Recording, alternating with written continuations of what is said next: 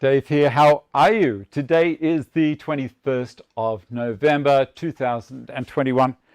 And again, I am joined by Vicky's dog and she's being mischievous. So if I have to stop for a second and sort her out, cut me some slack. Hey, get out of that.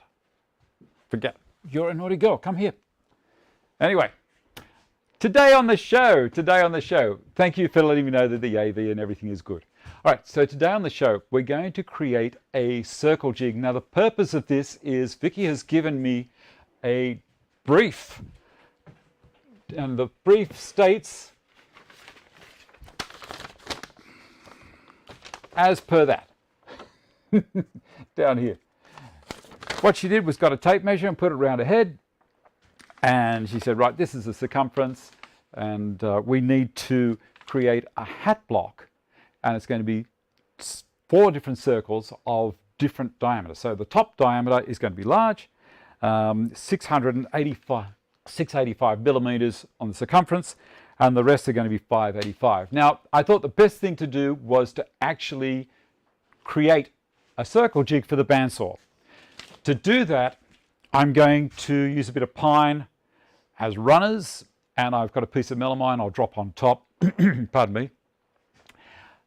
And then I'll create a stop so that the whole jig doesn't push all the way past. You have to have it on runners because you have to approach. See, these are the kinds, this is the stuff I'll be cutting. These are the blanks that I've prepared already. So I have to push this into the saw before I can start rotating. Now, I have seen people do jigs for table saws, and I'll tell you what, I reckon they're good nominees for the Darwin Awards. Table saws are spinning and they are going to want to flick this back and drag you back in with it. Now, some people have had success with it.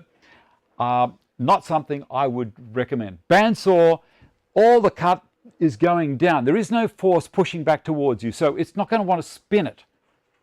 It's a very, very important thing. So that's why I'm doing it on the bandsaw. Okay. Now, first thing I need to do is create, I'll spin this camera around this way, and so I've got the dog assist with me. She'll be wondering, she's over the back. Leave the dust extraction alone. She attacked the dust hose this morning. I don't know why. She walked past it and moved, and you go, oh, woof. Anyway, she's had a bad influence over the last couple of days of another dog. Anyway, morning, Nate. So I'll switch the camera over to this one and let's see if I've got it in the correct enough position. Yep. There we go. Now I have this set up at the moment. No! And she's trying to eat the tripod. Leave it alone. I might have to put her outside soon and she can go and find her own way home.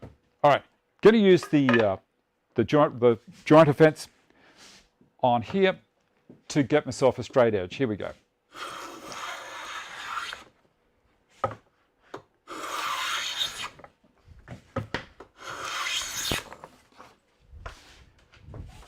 I'll show you what's happening.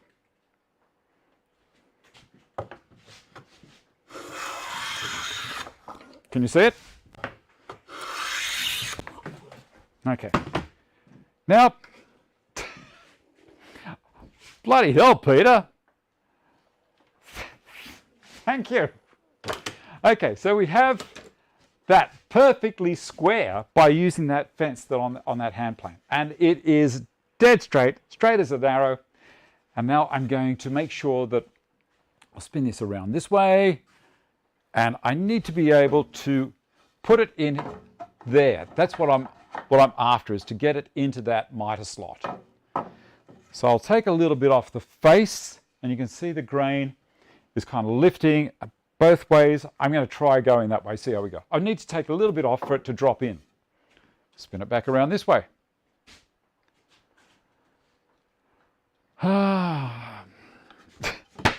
I'll take this off, pop that in there and see how we go. Other side. Move that out of the way. Oh, I better quickly do the socials there. Forgot. There we go. And done. Okay. Move this out of the way.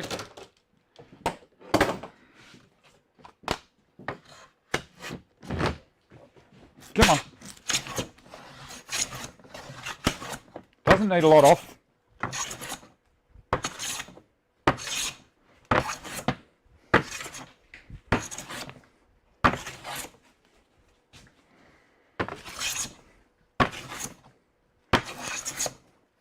Spin it around is going to be the easiest way to deal with that grain going the other direction.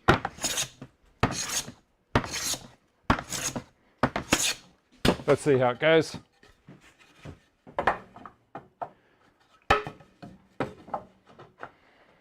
Just a fraction more.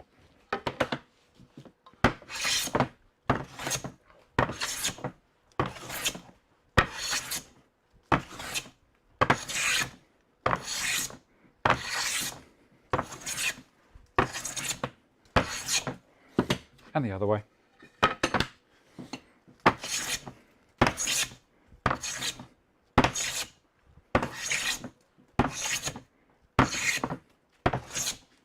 See how that is.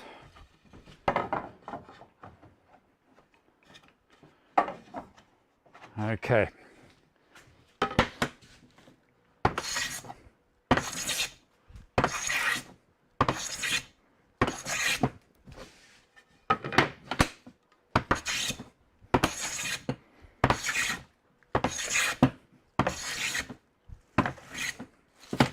I think that's got to be it.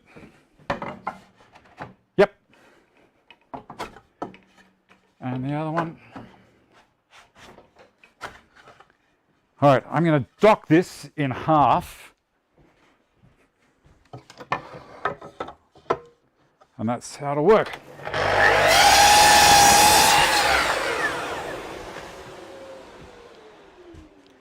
I wanted two runners. So it's going to be quicker for me to just sort these out as two individual pieces.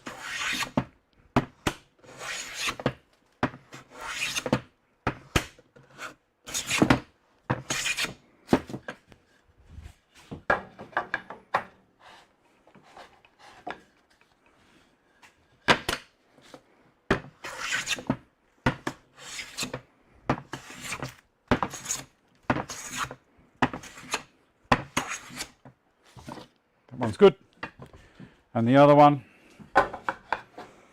they're fitting, but they're just that little bit tight, and I don't want to fight with it while I nearly got the dog. I don't want to fight with it while I'm putting it into the saw.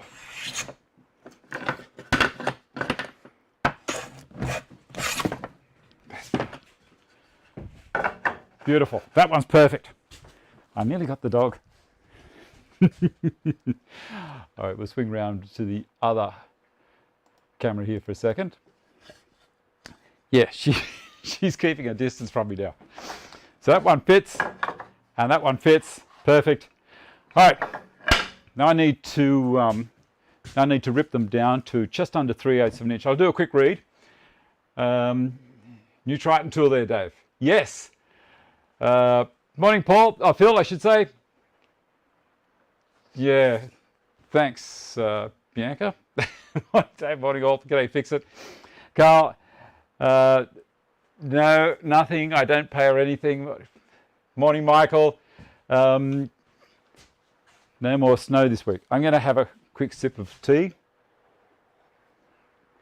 Thank you, Matthew. Yes, I had a lovely day yesterday. Basically enjoying myself at home. It was lovely. All right, let's rip these. Other camera. I'll spin this around this way again.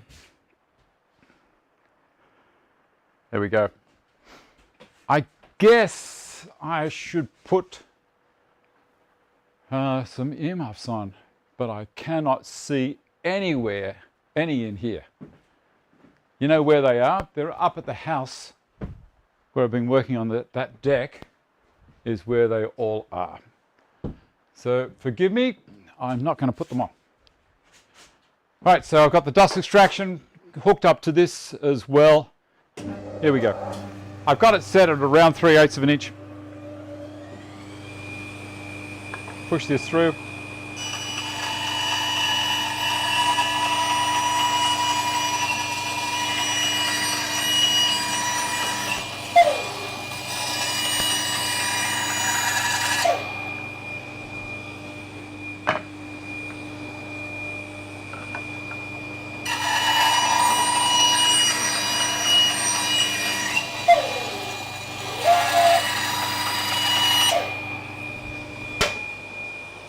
Oh, I want one more. I want one more. Turn it back on.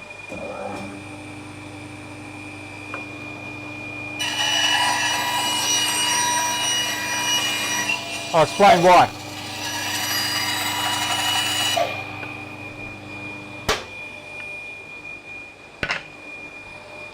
I'll come back over.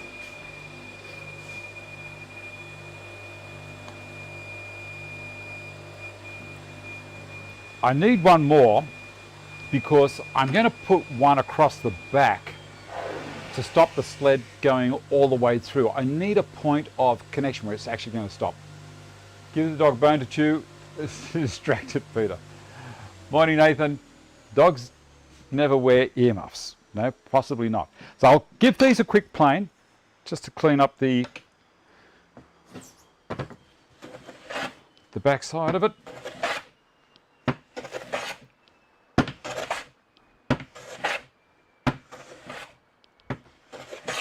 I'm going to get the little guy that I made. Give me a sec. Oh, this plane till makes life so easy. Put that guy down there.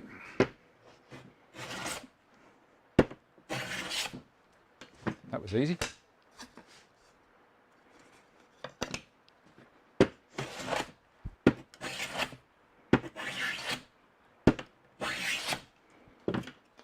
Beautiful.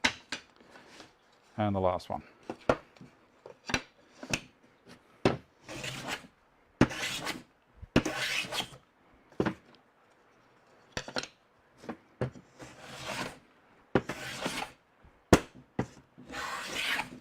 Done. All right. Back over here. I'll show you what we're going to do next.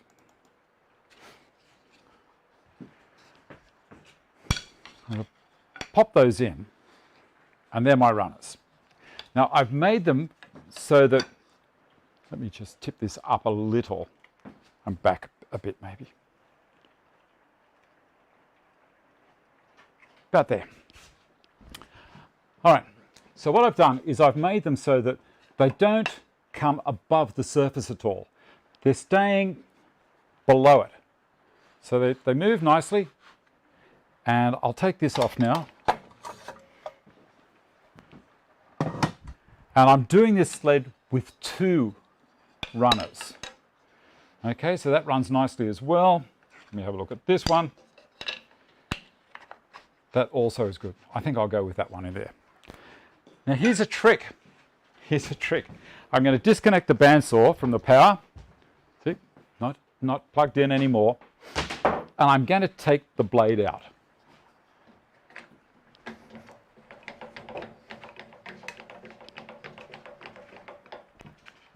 Because it's very important that I do. Well, for this jig anyway.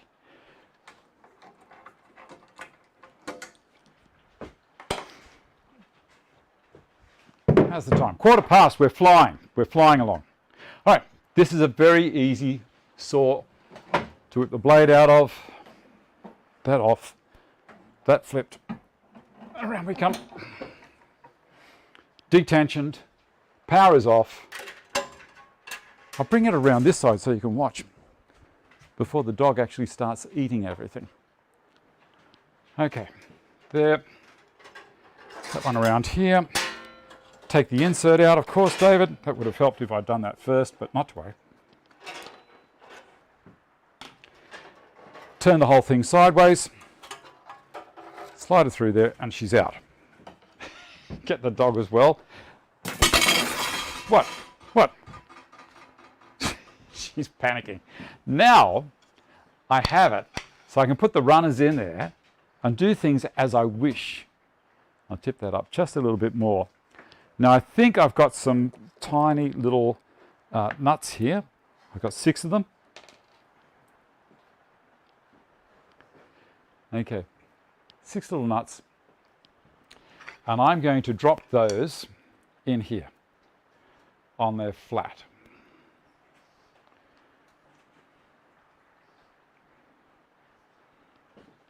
And then put this in on top of it, like that. And now you see my runner is up above the surface. And this is going to be important. As I said in the intro, I haven't made a circle cutting jig for the bandsaw before. There are all sorts of really sexy ones you can make, but this is one that I probably won't use this again for a long, long time. So I'm thinking I'll just knock one up and be done with it. Now I need to put the fence back, and I don't know if anyone else has done it like this. We'll see. This fence is a high-low fence, so I can flip it over like so.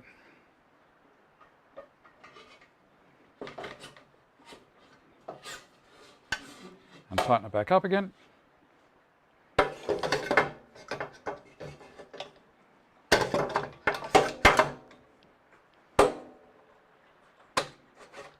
About there. Right, tighten it, bring it back over to here, lock it. Now I can put my board on top without the blade there, see? There's reasons why I do these things. I've got an edge on this. This is just a piece of leftover from when I was doing some cupboards. And now I can slide that, put it on there, bring it back to about there. And I want to slide it so that it's going to be the width of this last runner here. This is going to be my stop. So I'm holding those 2 runners back as I pull this back this way. That's good. And now I can get my square and a pencil.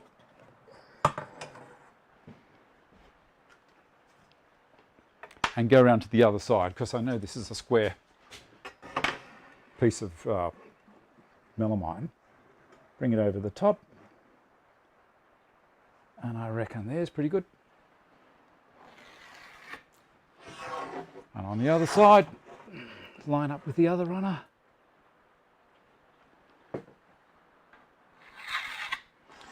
Let's have a look from this side to see if it's over the center as well. It's just off a little bit. Let's come back to about there, David. I was a long way off.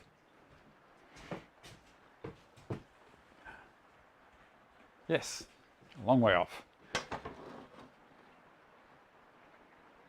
There we go. Oop, that might have been what was happening. I might have been letting the square move. All right, now I'm going to put some nails in there. The nail gun I have, and I'm putting little 3/4 inch pins in the brad nailer. I was scrounging around the bottom of the box to find these last night. Got it. And a battery. Now everything's held in place. It's not going to go anywhere. I'll put a nail in there and there. That's really punching a little bit hard. We'll back it off.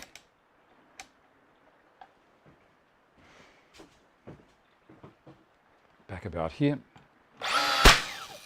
That's a bit better. That's better. All right. Now, I'm not going to hold this with my fingers underneath here because that would be asking for trouble. Let's see if it worked.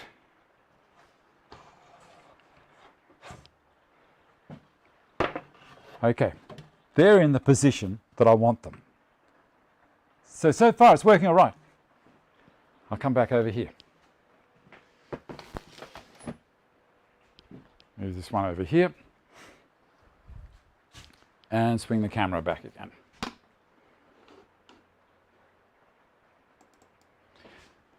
Right.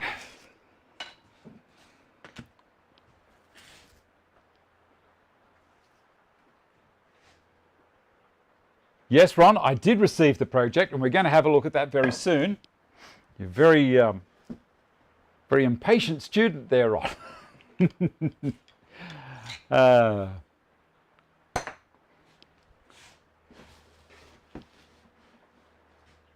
right, now I'm going to drill a couple of holes in here and put some screws in. So to do that, I'm using this guy here. This is the non-marking countersink and drill, and we'll put one in the center. Good.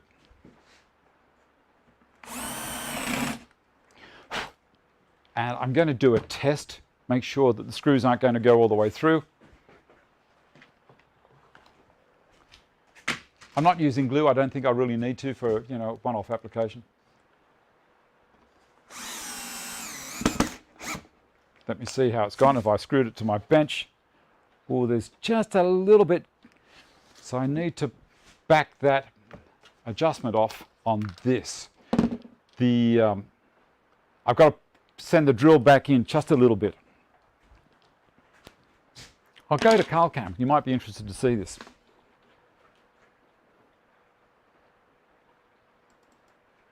Okay, so here's the fitting. I'm going to back that off and then push the drill back in a touch, and then I'm going to try and do that also with the countersink. Give me a sec.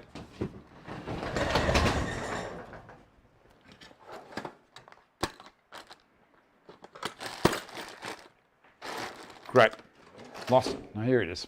Do you want to stay out there in the garage, or are you coming in here? Nessie, come here. Come on. Suit yourself. All right. So this side here, I can relax and then push that forward a little bit, and that's reducing the amount of countersink. Done.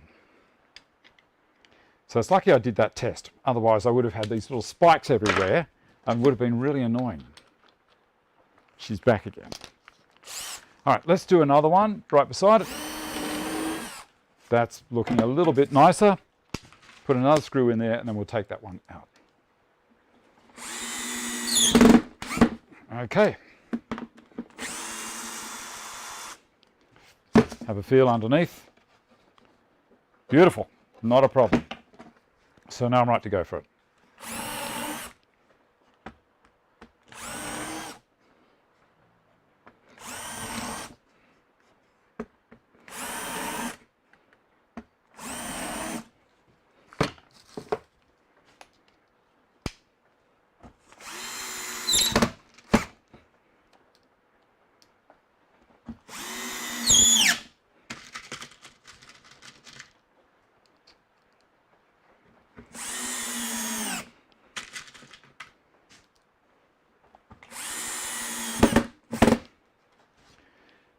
Now, you remember that I set the, come back to this one. You remember that I set these runners up, and they were down below the surface a little bit originally before I put those nuts there to sit them on. So if these heads of the screws are just slightly proud, it's not going to worry me because I've made allowance for that in the thickness of the runners.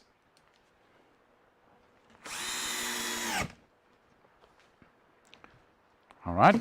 And we need to put one across the back there. And that one at the back there is totally to stop this sled just pushing straight through over the back. How cool is that? Doesn't need a lot here, just the one, or two I should say. Ample. Hello from Germany.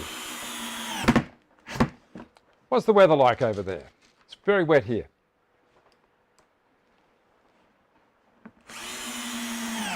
There we go.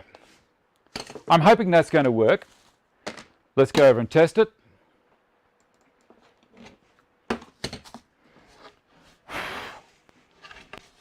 I can take this off now, because that's going to just be a problem. And take all of those little nuts out. Oh, don't lose them down the throat and into the middle of the saw. That'd be a problem waiting for me. All right.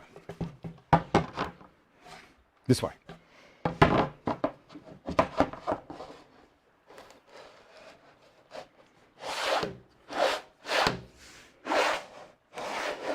See where the screw came through? It's all good now. Okay.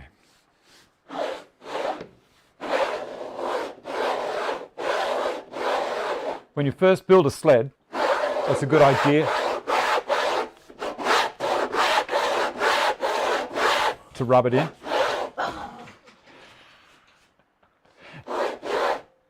Someone doesn't like that noise. Let's see what we've got here.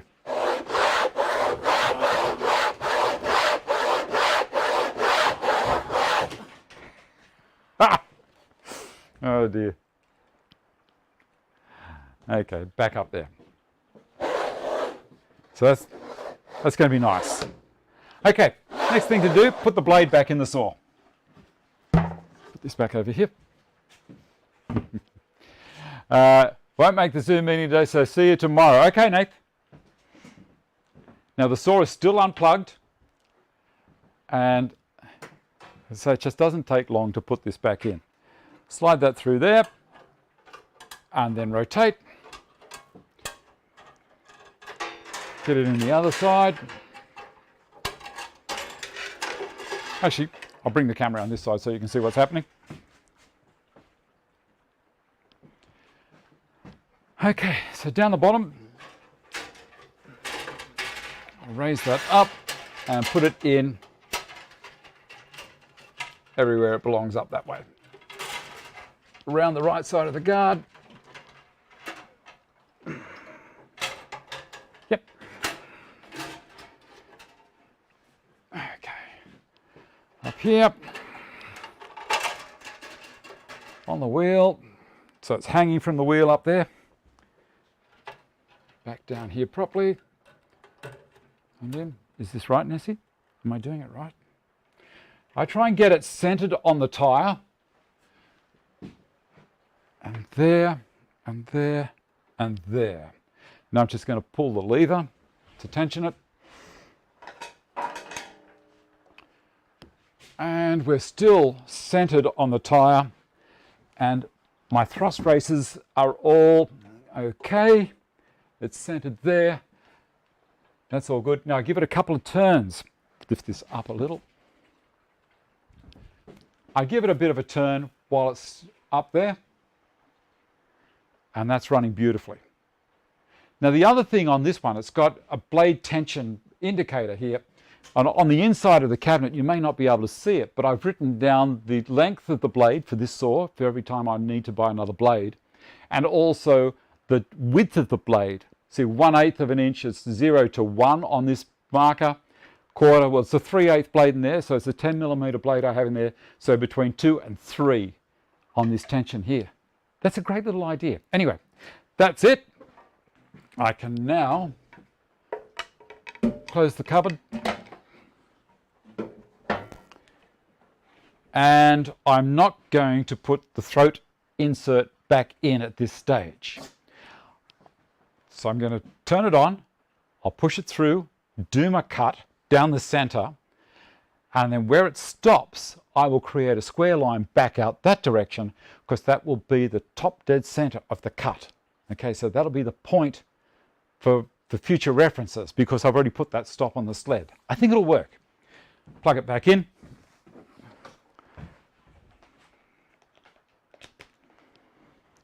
And is other way around like that, I'm thinking. That should be good. All right, we'll do this, then we'll have a look at the project that Ron's done. All good?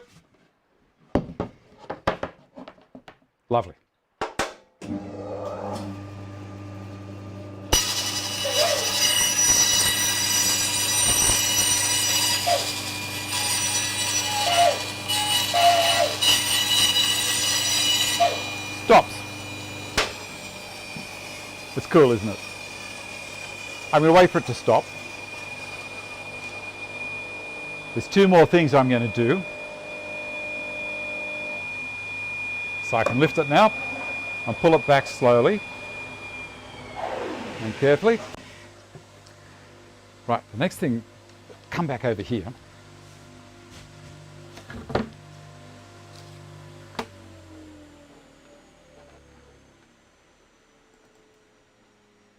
Oh, there we go, back to that one. Coming up to past. I think we're going to do well. All right, so it's time to have, you guys are talking about the weather. Riverside Rebuilds, how are you from Virginia? Don't use wood for runners. I buy cheap plastic cutting board and cut into runners. Works well, no binding, almost self-lubricating. Okay, I'll do something and then we'll have a look.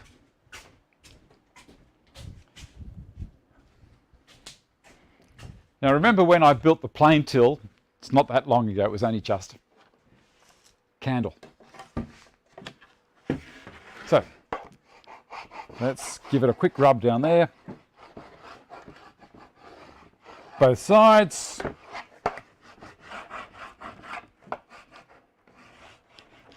I think that's the problem. I've got a little split there. You know, I'll fix that now because that could be an issue.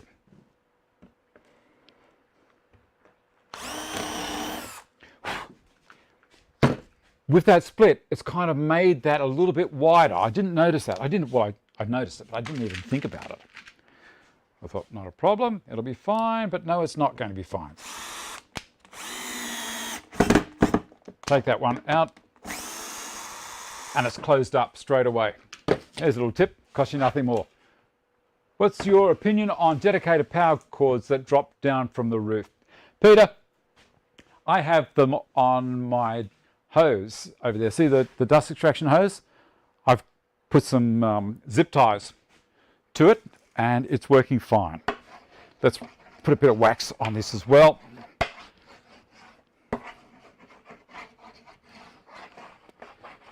Why not? Oh, and the other thing I've got to do is put that back in. The table leveler. Not all that important when you're running a jig, but even so. Done. All right, now I can flip her over and we should be all good. Let's have a look at Phil's project, or Ron's project, sorry, Ron Gunsey. Okay. I'm just looking down here on the corner to see what's happening. Come down to here. Ron Gunsey, Dave, here are some pics of my latest project made from cypress pine, tongue and groove, 20mm. What do you think of that? That's an Arendelle chair. Glued and screwed and then plugged. I put the tongue back in. Let's have another look at another profile. There we go. And he says, I glued and screwed, then plugged. Put the tongue back in the groove on the back of the legs to give it a bit of character. Let's have a look through. So you can see all the plugs that he's put in across the back on the rails. That looks pretty nice. And you can see on the back of the leg, that front leg, it's a different color. And he's cut the tongue off one board and put it in the back of this board. And some more plugs in the arm. And then back to this one. This is going to show it better. This is the front leg and the tongue put in and glued in and then sanded back. That's lovely. I hope you find it interesting looking for advice on the type of oil to finish it with. Thanks for the show. Kind regards, Ron. Well, Ron, I'm sure everyone else there is going to jump in and say what kind of finish to put on it.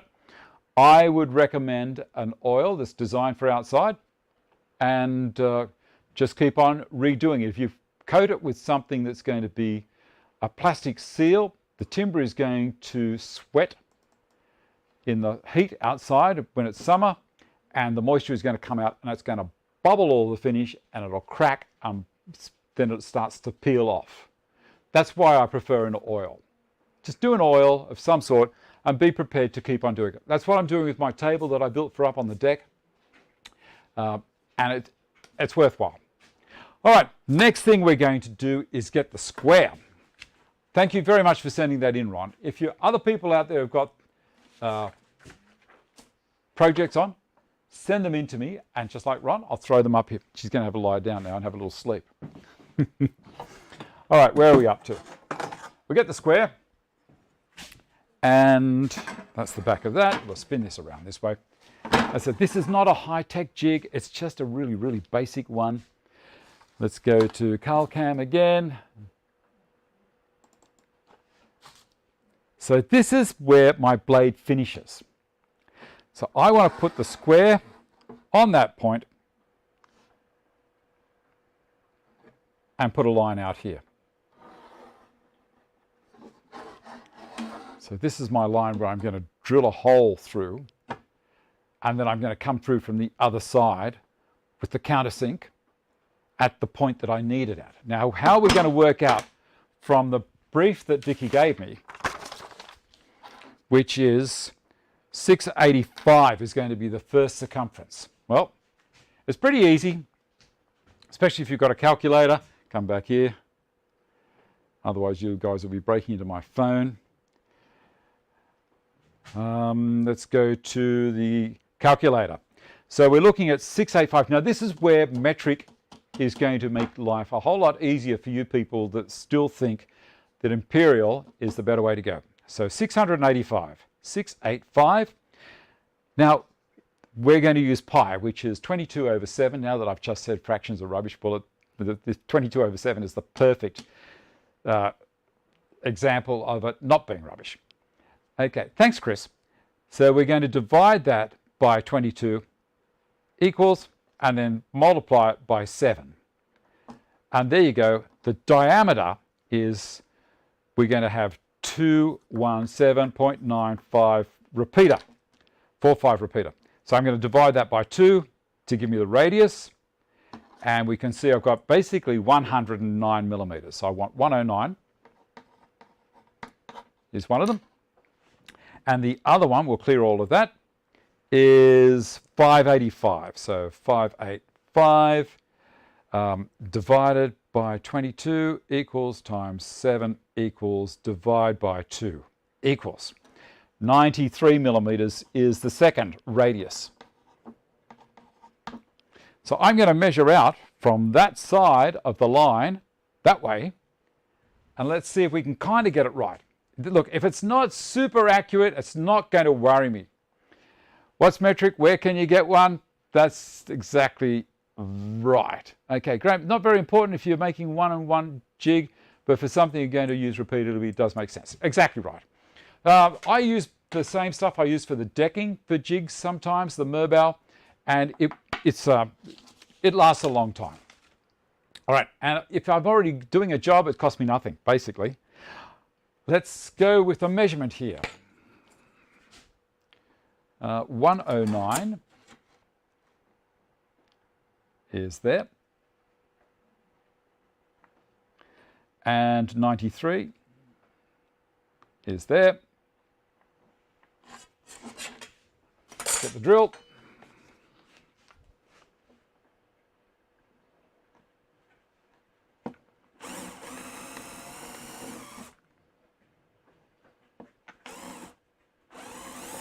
I should have used the center punch, but I didn't. And I'm slightly off that way, but that's not going to worry me too much. Okay, I need a longer drill to get through there. What have I got?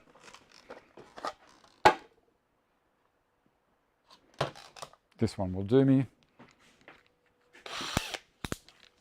All right, I'm going to do a little bit of show and tell in a minute as well on how the deck is going and how it used to look. It's a big surprise when you do that. So basically I've drilled all the way through to there. And now I can come through from this side to create the countersink. Because I don't want these rubbing on the cast iron top. All right, next thing. I've made these blocks and I've drawn a diagonal to get the center. So I'm also going to put a small hole there. I'm only going to just go in, it's just to give the screw a bit of a start. Basically where the point's going to get in. Actually, I'll go in deeper than that. That's fine. These, I need holes right the way through these because they're all going to be bolted together. So the screw is going to go, that's a fair whack that I'm doing. That's, 2 inches. 4 5s is 20, 28ths, so it's more than 2 inches. See, I switch between measuring systems at the drop of a hat. This one I haven't done the diagonals on, so I'll just show you quickly. It's very basic. Who wouldn't know how to do this, but you never can tell. To find the center of this.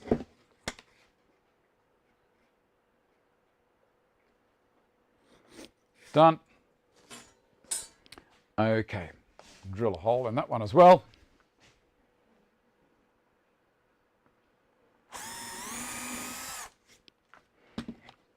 And while I've got it there, I'll do the other two as well. I'll probably cut these later on after the show. Like these other two, there's no need for me to just do repeats. So all up, this hat block has got to be 200 millimeters tall, so 8 inches. What happens, Vicky knits a project, and then she does what's called felting it. She felts the wool, and then she puts it over this mold while it's wet, and then center punch would have been fine, yeah. And then she ends up with this nice shaped hat. Oh, I better put a screw in there. Okay, I'm still using the same size screws that I used. These are 3/4 inch or 20 millimeter. I'll go with the small ones to start. There we go. Now that's giving me a spike on this side. Can you see it? And hopefully that will work. So these are the small ones. By putting that on there until it does that. So now I can look at it and make sure that it's not going to come inside that line at any point. That's all good. Lovely. Okay, now we can put it back over here.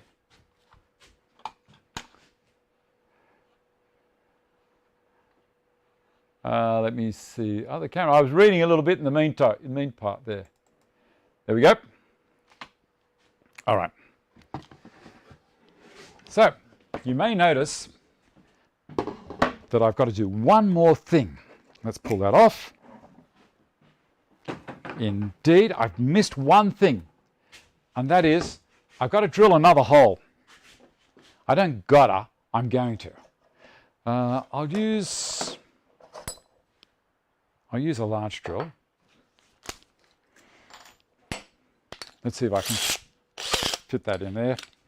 I'm going to use a large standard drill. And we'll come back to this camera and I'll explain why.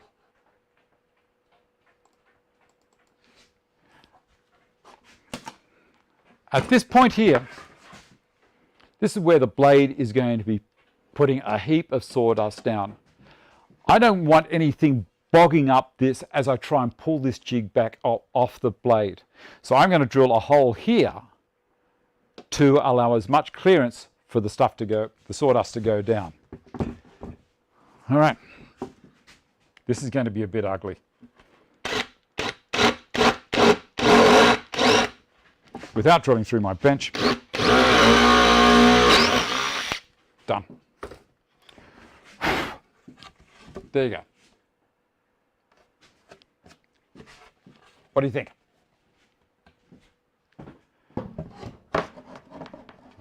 slide that on there slightly.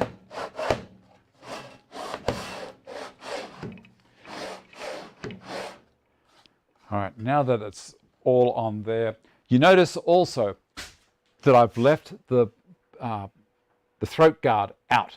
I want as much area there for dust to be able to go down and get caught by the first dust port.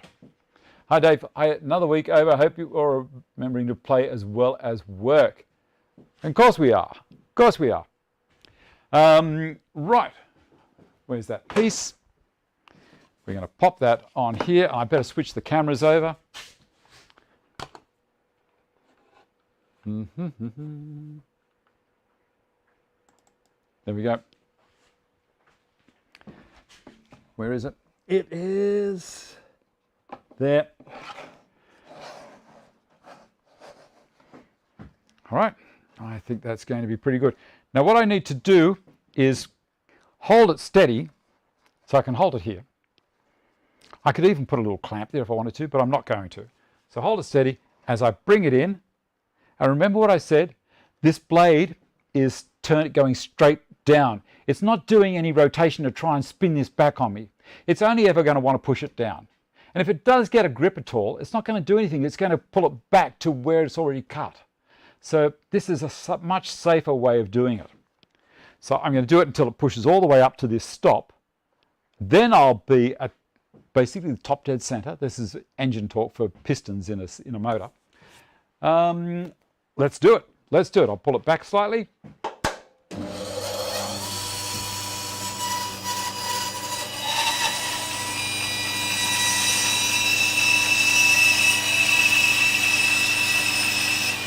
That's it. Now we start to turn.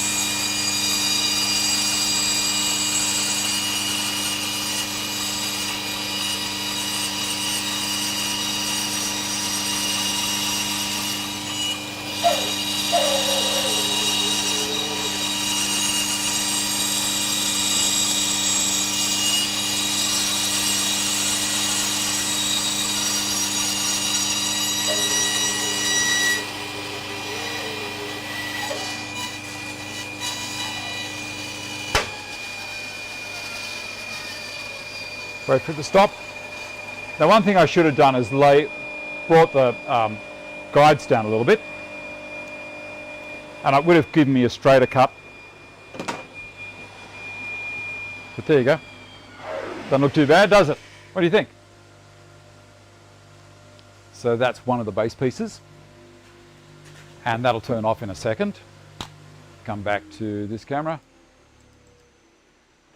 Yep. I'm going to lower this down. I've probably got all these people saying, "Oh, Dave, you should have that down lower." And they're right, I should. I'll just get it so it's the right height over here. That's good. Lock him there. That's worked well with the dust collection as well.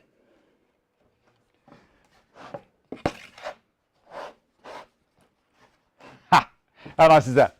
All right. Okay, let me have a quick read. Hello everyone from Shannon. G'day, Giles. Fat fingers down, small keyboard on the phone. I get it now. So it's not really that important that the runners are super smooth. No, not on this one. It's just to hold it in position. That's basically it. Lower the guard. Yes, Wayne, I did just then. See you, Graeme. Okay, Graeme, off you go. Nice cake. lovely part of the world. Okay, would be, hi would be, how are you? Can't wait to see the icing. You're all a bunch of bloody comics, aren't you? All right, let's have a look. We've still got 10 minutes to go. I might cut the rest of those in a minute, but let's have a look at, have I brought them in? Yeah, the deck before. So this is what I've been working on last week and the week before. I had a couple of mates come in and give me a hand laying the deck because my knees aren't great, so let them do most of that. And then, like, I designed the thing, I bought all the materials, I had brackets made, I brought all the timber down from the street. See you later, Chris. And, all that kind of stuff. And then off they went, and then into it for me for the rest of it, which is doing all the handrails and the step and all that kind of stuff. So this is what it looked like before, and it was pretty ratty. This is just after we'd started by removing, there was a ramp between the two decks.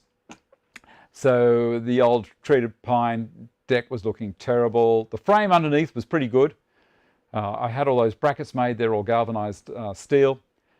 And the handrail around it was looking terrible. It's one of those things that just slowly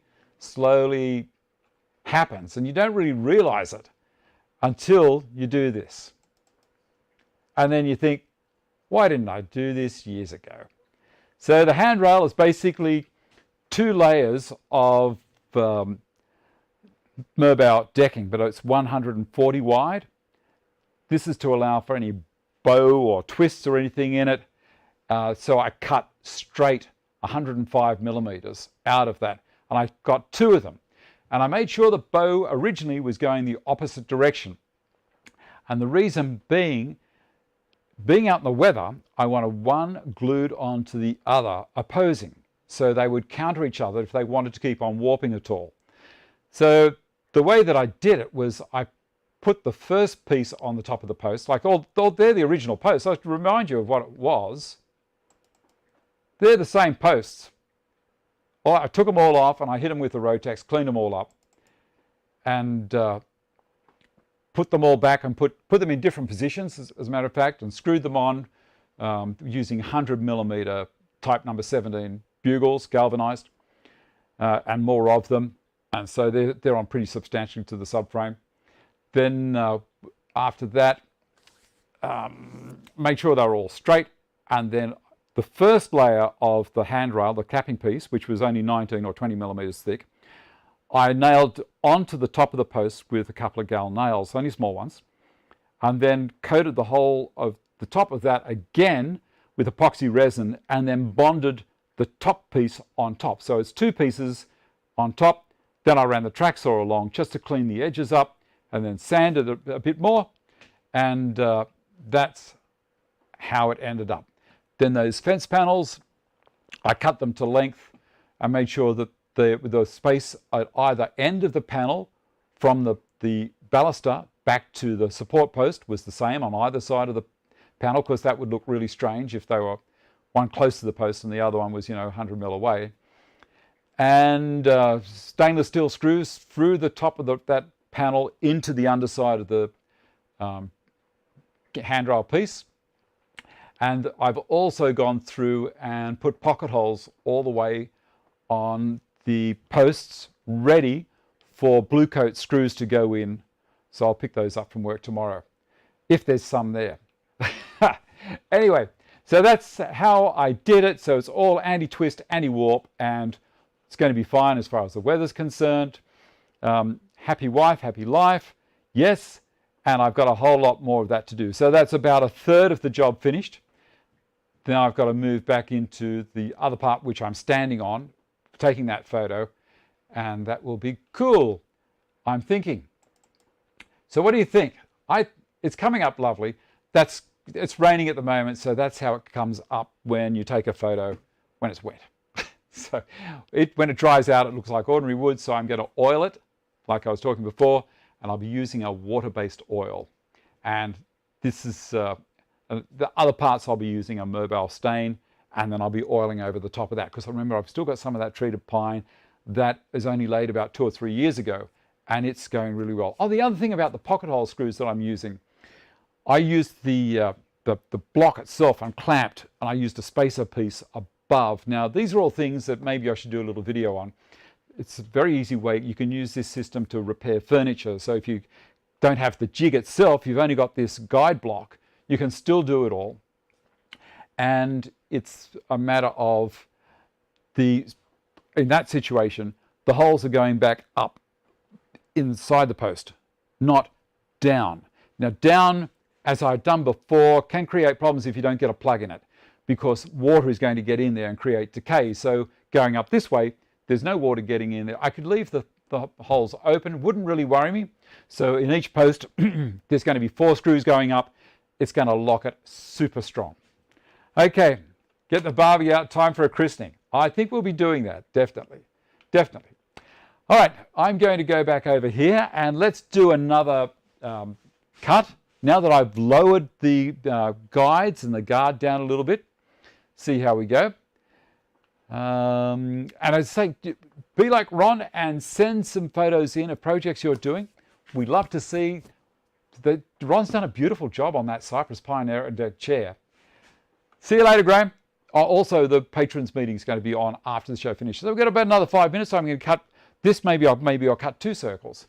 I really would like to find some earmuffs, though, because that is a noisy process, cutting those circles. Because there's a little bit of side pressure on the blade. Now, a good friend of mine called Glenn will tell you that he works for the railways, and they say that on really tight bends on railways, they have grease points. So as the train goes around, it's the greasing points stop a lot of the noise. Well, I don't have greasing points on this, but anyway, it's a pity Craig don't make the plug cutter anymore. Well, I've still got them. I bought one ages ago when they came out. All right, here we go. I'm going to give this a shot, and I think we'll be good there. I'll put the other camera back on again.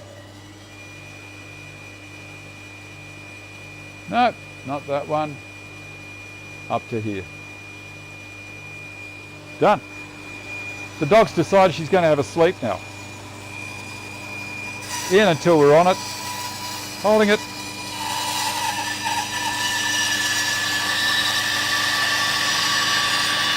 Done.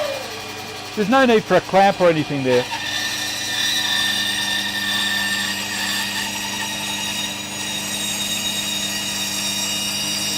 Does a great job.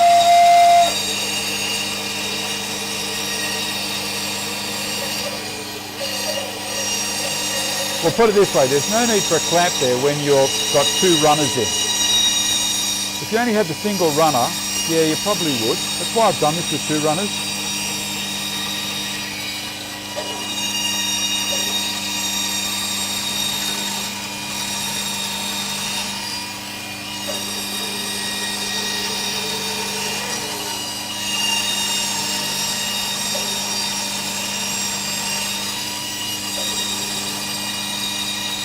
Slow off the end.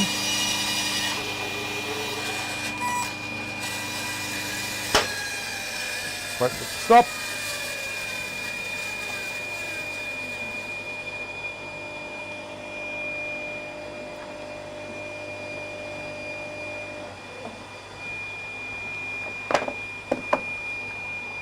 I could make little bandsaw boxes with these. So that's 2.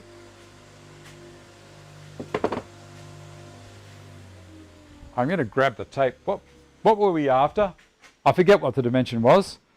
93 radius, so that's going to be 90 is 180, 186. I'm slightly under. I'm 184. See that? That's cool. I'm happy with that. And one more.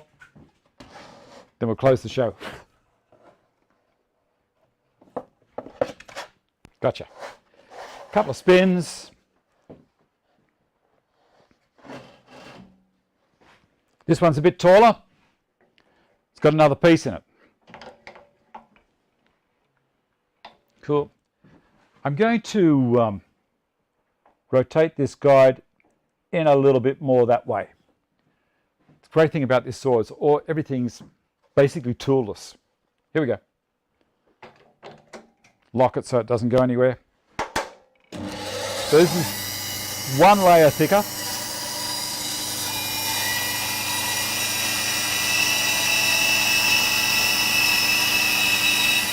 Hit the stop. There we go.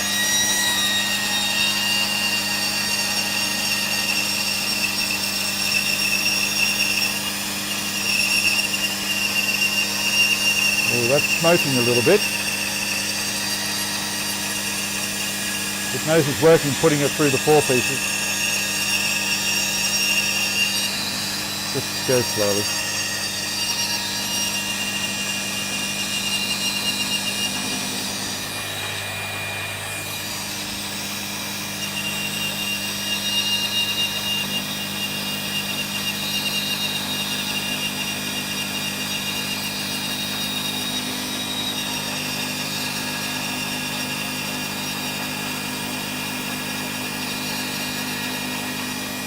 I'm going to stop it there.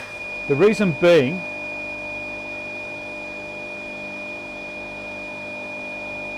that's a fair load on that blade. And one of the things that can be an issue using a dust extraction system is, rather than static creating a fire, if you start burning in a cut, what can happen is you can get ignition in your dust extractor down the end there. So I've stopped it because there was a bit of smoke. I will also be checking down in the extractor and on the line to see if there's any embers in there from this. Remember, this is a charged line full of very fast moving air and oxygen. It doesn't take much for a spark of some sort to create a fire down there. So that's something that I'm going to check out in a second after the show. All right, over to this one here. All right, 12 o'clock and the show is basically finished. Use doweling and flush cut them, easier to install than the plugs. Yeah, I can do. Get a plug cutter guide for the 720 Pro. I'll try that in next time. There's a $20. How's the rain after the fire season, Ian?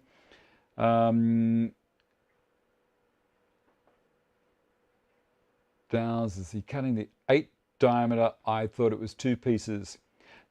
No, this is the big one. This is the big one. It's still waiting. I left it at the bottom. There's 3 pieces. See, as per the drawing. 3 pieces, the little guy and 1 of the big guy. I'll do that after.